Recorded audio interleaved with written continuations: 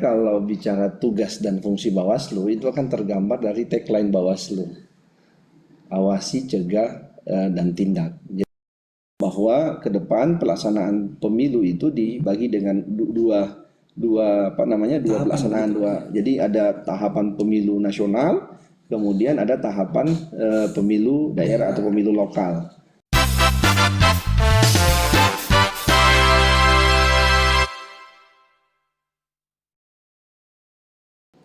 Halo Sobat Bawaslu, selamat datang di podcastnya Bawaslu Sulawesi Tengah. Medianya Bawaslu Sulawesi Tengah untuk mengedukasi Sobat Bawaslu semuanya terkait dengan pemilu. Saya Muhammad Yahya Maulana, host podcast hari ini akan mengajak teman-teman semuanya berbincang tentang apa sih Bawaslu itu, apa sih pemilu itu, dan apa kaitannya dengan keputusan MK 135 dan 104. Hari ini kita kedatangan salah satu sosok inspiratif dari Sulawesi Tengah yang sudah lama berkecimpung di dunia pemilu, Bapak Nasrun, SPD MAP, Ketua Bawaslu Provinsi Sulawesi Tengah. Assalamualaikum Bapak. Waalaikumsalam warahmatullahi wabarakatuh. Gimana kabarnya Pak Nasrun? Alhamdulillah sehat. Alhamdulillah sehat. Pak Nasrun, saya tertarik nih Pak untuk lebih kenal lagi dengan Pak Nasrun, karena teman-teman juga pastinya mau lebih dekat lagi dengan Bapak. Kalau tidak salah Pak Nasrun ini sarjana pendidikan ilmu agama Islam dan magister administrasi publik. Ya. Kok bisa tertarik dengan dunia kepemiluan? Dulu gimana sih Pak ceritanya?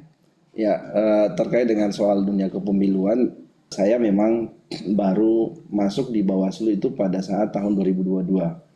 Nah, tahun 2022 mendaftar sebagai anggota Bawaslu, kemudian direkrut menjadi anggota Bawaslu, kemudian tahun 2023 diangkat menjadi ketua Bawaslu.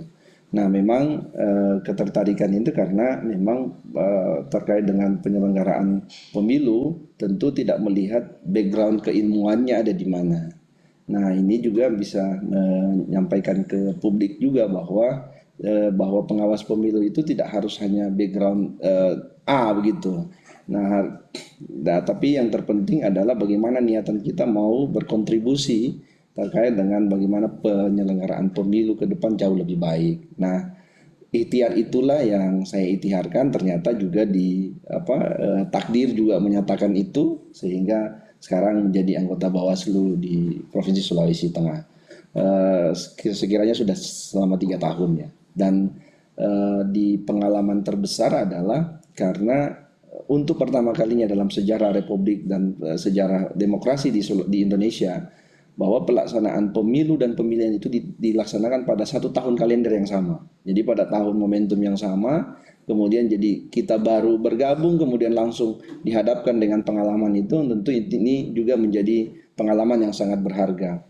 Karena juga mungkin ini adalah pengalaman yang pertama dan mungkin nanti satu-satunya penyelenggaraan pemilu itu dan pemilihan yang disatukan waktunya, apalagi dengan ada putusan Mahkamah Konstitusi 135 itu ada pemisahan. Artinya tidak akan ada lagi terulang yang peristiwa di 2024, sehingga pelajaran di 2024 ini sangat luar biasa, cukup memberi pengalaman yang luar biasa juga bagi penyelenggara dan seluruh penyelenggara yang ada, baik di pengawas pemilu maupun di penyelenggara teknis KPU.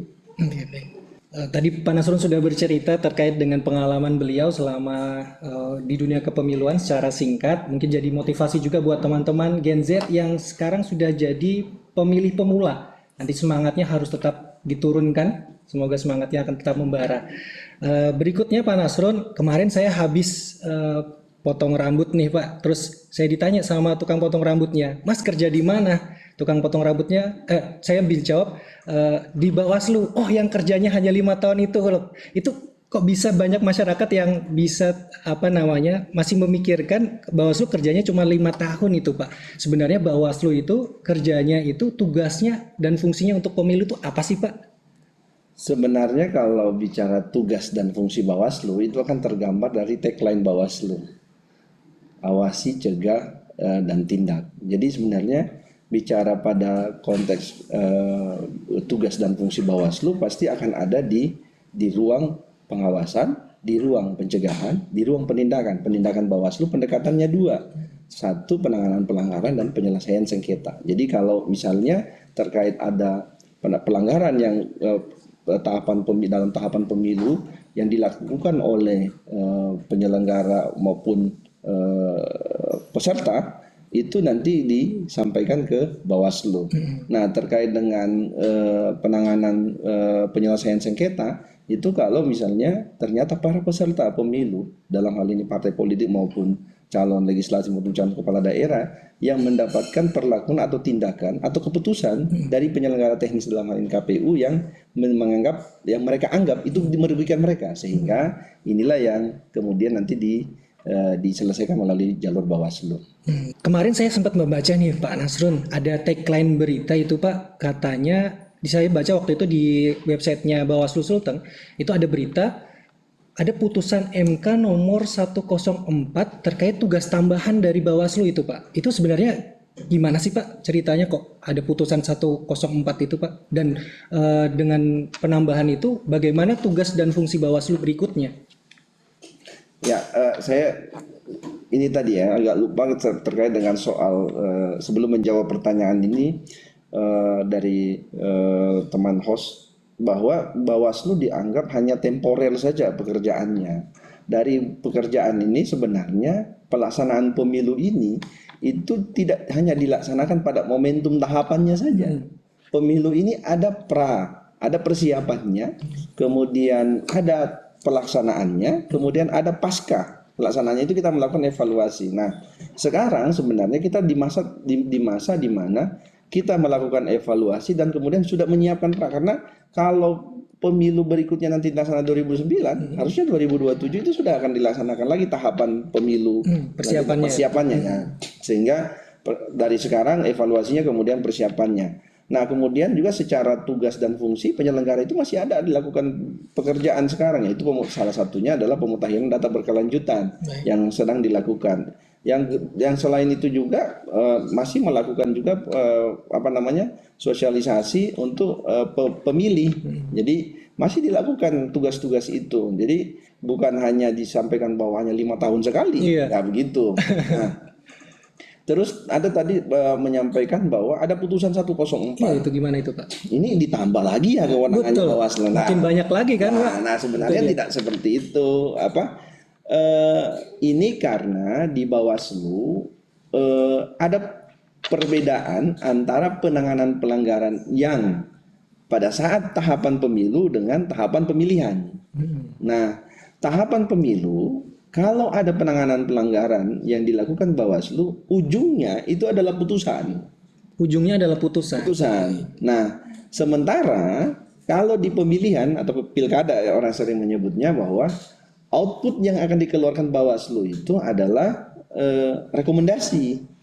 Sehingga dalam putusan MK 104 itu sudah diputuskan bahwa akan disamakan antara pemilu dan pemilihan, itu sama. Output dari penanganan pelanggaran yang dilakukan oleh Bawaslu nanti outputnya adalah putusan, bukan saja rekomendasi. Kenapa? Ada perbedaan perlakuan antara rekomendasi dan putusan. Kalau rekomendasi mensyaratkan KPU yang sebagai orang yang menerima rekomendasi untuk melakukan kajian kembali apakah melaksanakan atau tidak. Kalau putusan maka final and binding, jadi mengikat dia. Jadi final dan mengikat dia untuk harus dilaksanakan. Itulah perbedaannya, sehingga pendekatan yang ditetapkan oleh MK ke depan Bawaslu untuk penanganan pelanggaran harus sama, tidak ada perbedaan. Nah, mudah-mudahan atas pelaksanaan putusan 104 ini juga itu ikut juga dirubah soal tenggang waktunya, tenggang waktu penanganannya. Karena kalau tenggang waktu penanganan di pemilu itu berbeda dengan tenggang waktu penanganan yang ada di pilkada.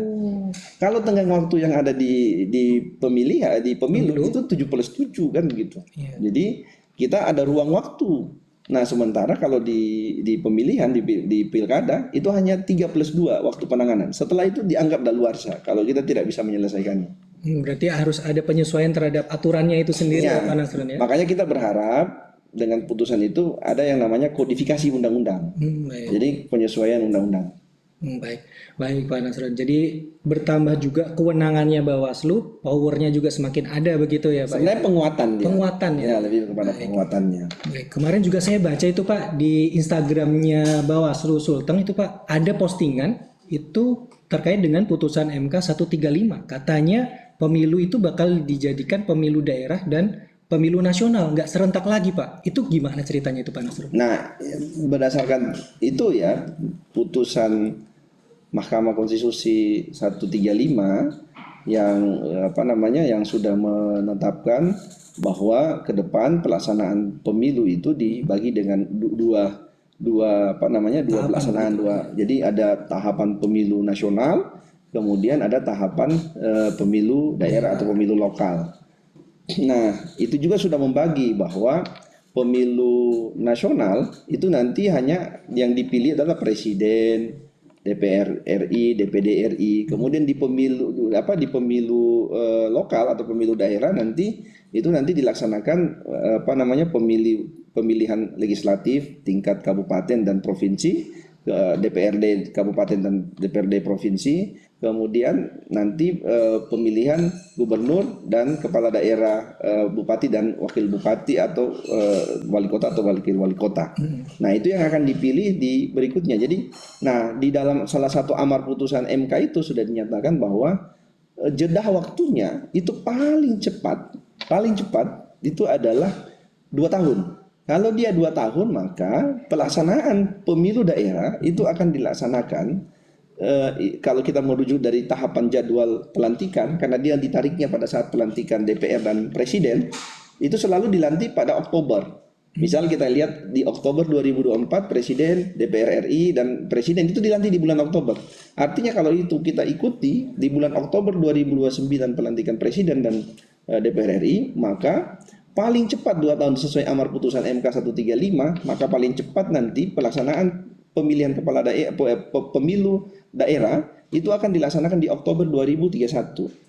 Kalau merujuknya adalah interval waktu yang paling lama 2,2 tahun 6 bulan, yang paling lama 2 tahun 6 bulan setelah pelantikan, maka itu akan dilaksanakan di April 2032. Oh, April 2032 ya Pak ya, berarti jedanya cukup singkat sekali dari yang sebelumnya. Ya, jadi interval waktu ini membuat kita agak lama dalam pelaksanaan ini. Ya, ini lagi-lagi dalam putusan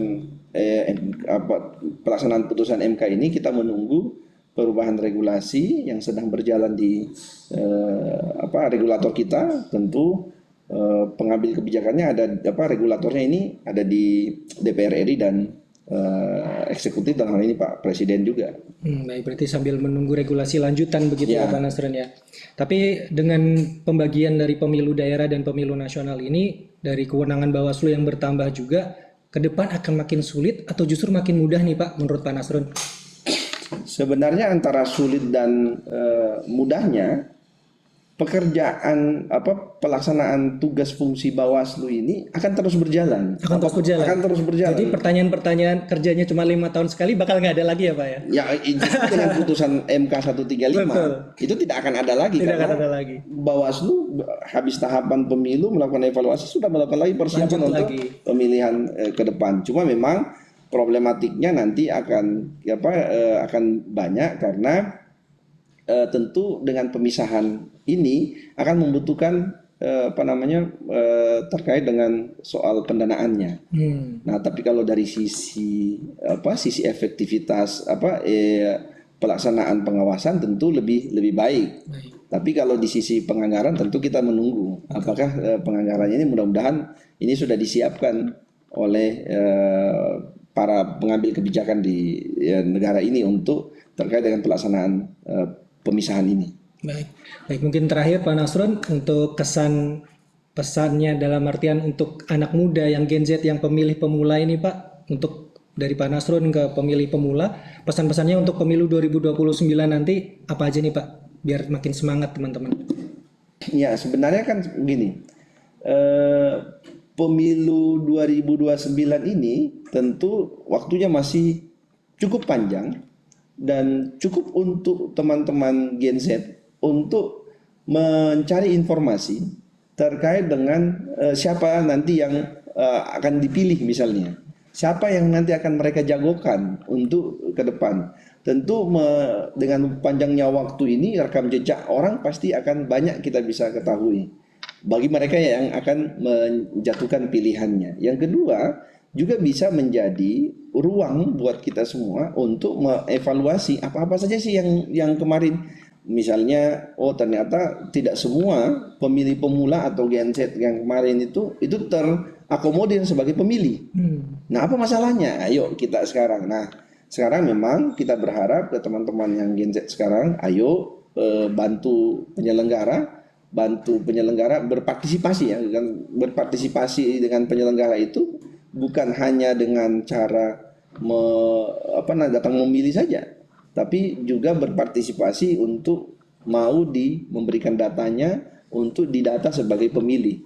Nah, memang kita sekarang lagi mendorong teman-teman kalau pemilunya nanti 2029, idealnya teman-teman kita yang ada di SMP sekarang itu sudah harus disentuh idealnya, karena 4 tahun ke depan mereka adalah pemilih. Karena potensinya ada di kelas 2 atau kelas 3 SMP, itu harusnya sudah diedukasi dari sekarang. Nah, sebenarnya ini waktu yang bagus, waktu yang paling tepat untuk mengedukasi mereka agar mereka nanti ke depan jauh lebih melek terkait dengan pemilu. Mereka akan tahu, rekam jejak akan lebih bagus, lebih mereka ketahui, dan kemudian dengan media sosial yang sudah ada tentu mereka akan lebih mudah.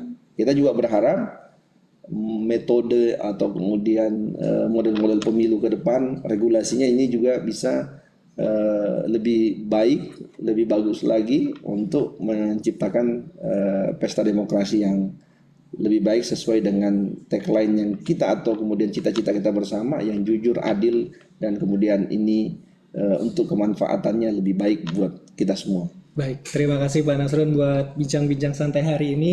Sekian teman-teman semuanya, sesi podcast dengan Pak Nasrun, Ketua Bawaslu Provinsi Sulawesi Tengah. Sampai jumpa lagi di podcast-podcast berikutnya. Wassalamualaikum warahmatullahi wabarakatuh. Salam awas.